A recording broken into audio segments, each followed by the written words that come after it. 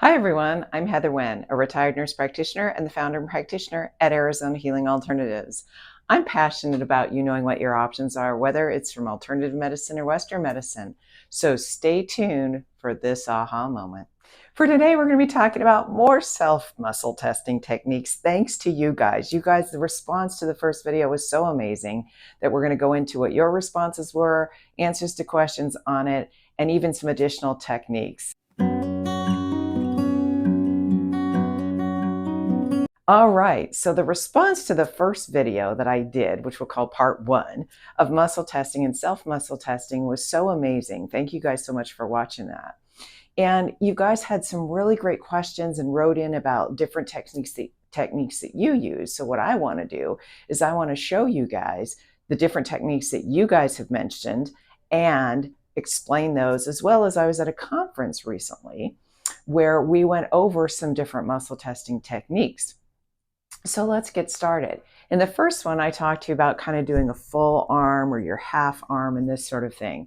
And there were so many people who wrote in who said, wait a minute, Heather, I use a pendulum, and a pendulum is a little like crystal at the end. And then if the pendulum moves a certain way, that's a yes. And if it doesn't move, that's a no, or vice versa. And people have used that, which I think is fabulous. Some of the other things that people have talked about, and we just covered this. It was so funny because I was just at a conference where we covered different muscle testing techniques. And so I'm going to show those to you in just a minute. But first I'll explain them. One of them, which you guys have written in about, you guys are so amazing, is the lean test. And I didn't realize with leaning forward or backward that actually a lot of Native American cultures have used that for many, many years. In that technique, as an example, what you would do is you would take a supplement and you would hold it to the chest. Now I'm going to stand to the side. And what would happen is if that, and it depends on what your question is, that's so important in self-muscle testing, is asking yourself the question and the right question that your body needs to elicit a response. So if you're holding it to your chest and you're saying, do I need this to take this morning? And you lean forward, that's a yes. If you lean backward, that's a no. And so with that, now, sometimes it's difficult because people say, well, I don't know if I'm making myself lean forward or backward. And some people don't want to lean backward because they're afraid of falling backward. So that can be sometimes difficult. But if you just consider yourself standing straight and then you kind of shut your eyes and just feel what happens. Do I need this supplement? And I'll do it this way. Do I need this supplement this morning? And you see my body sort of very gently sway backwards because I don't need it. Now, do I want to check that? I could check it. Now, this is another way of doing this, which I do show on a video. I was just at the Elevate 2024 presentation in February, and I showed people, and I bubbled out their faces to keep them anonymous. But basically in that video, which I'll put a link to it, I showed people kind of how I do it sometimes is I hold something to my chest, then I take my half arm and I'm testing, do I need this morning? No, I don't. Or, if I needed it, then it would be nice and strong. Okay. So I kind of taught somebody how to do it that way. Why do I hold it to the center of my chest? Well, in what I do in Total Body Modification, or this applied kinesiology that I do, we tend to do things off the center of the chest, which is the thymus, which is immune system. Because I'm testing supplements, oftentimes I'm testing them to test if the body's allergic to it. And if it is, or I wouldn't use the word allergy, I'd say in harmony with it energetically. So if it's in harmony with it, great, then I've got a strong response. But if it's not, then there's a procedure that I do with my patients to try to get their body happier with the supplement, or they need to try a different supplement. So that's another way that you can do it with the strong and the weak muscle testing. The other ways that are kind of fun are, there's something called an O-ring, and hopefully we can see it this way, like an O-ring test. Okay, so basically then some people take their finger and they get a yes, it's strong like that, a no, the fingers give way.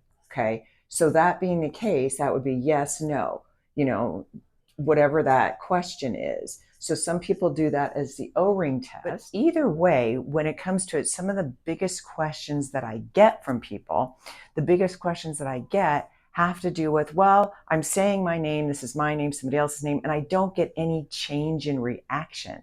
I don't get any difference between a strong response and a weak response. And that is completely valid, okay? Because as we're testing stuff, some people, and I want to show this, some people, what we're looking for is a lock. So some people, when they test, it's really, really strong or it's really, really weak.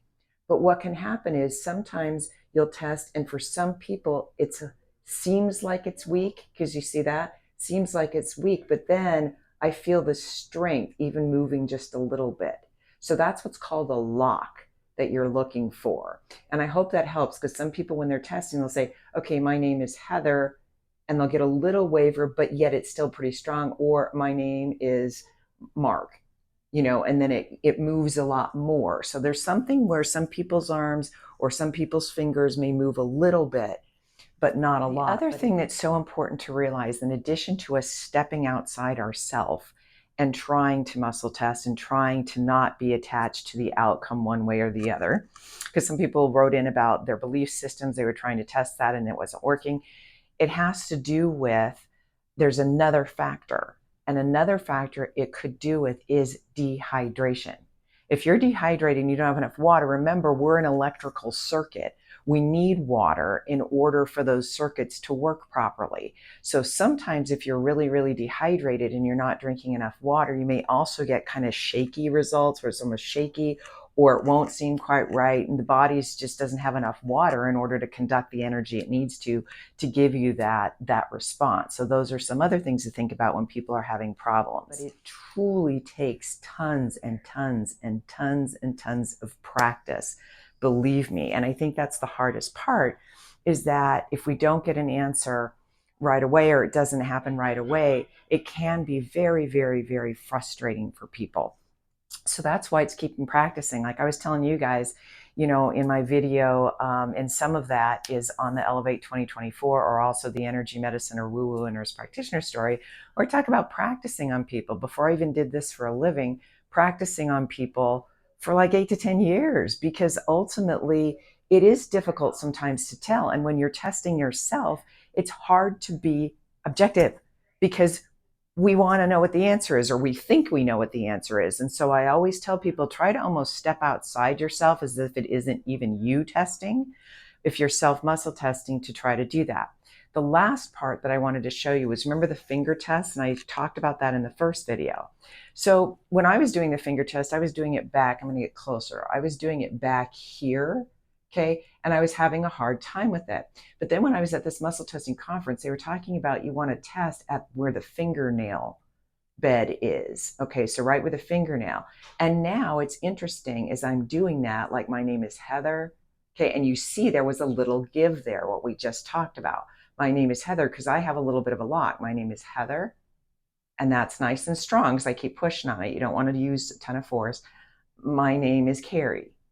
No. And I can feel that really goes weak. So now I'm using that quite a bit sometimes with patients, but it's taking me practice and practice and practice to do it. This is also more discreet if you're in a store and you're testing by your side. Down here, it can be a little bit more discreet if you're testing supplements. Also, people test supplements where they hold it in their hand. A lot of practitioners do that.